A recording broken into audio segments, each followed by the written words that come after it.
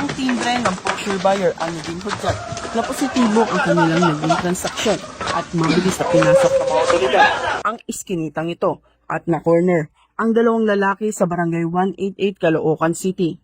Kinilala mga narestong suspect na si alias Boss, 30 anyos, at ang kasama naman nitong isang 23 anyos. Nahula mga ito matapos magsagawa ng bypass operation ang mga operatiba ng Station Drug Enforcement Unit ng Caloocan City Police Station na nagresulta sa kanilang pagkakaaresto.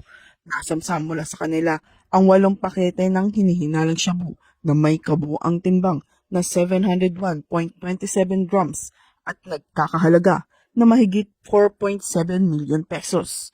Kabilang sa mga nakumpiska ang bypass money pati na rin ang isang itim na pouch bag. Naharap si alias Boss sa kasong paglabag sa Section 5 at 11.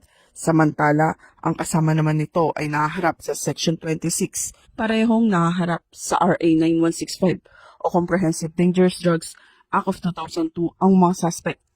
Patuloy na isinasagawa ng Northern Police District ang nagkakaisang layunin na huliin ang mga lumalabag sa batas, alinsunod sa kampanya kontra iligal na droga upang panatiling ligtas at payapang komunidad tungo sa nagkakaisang bagong Pilipinas.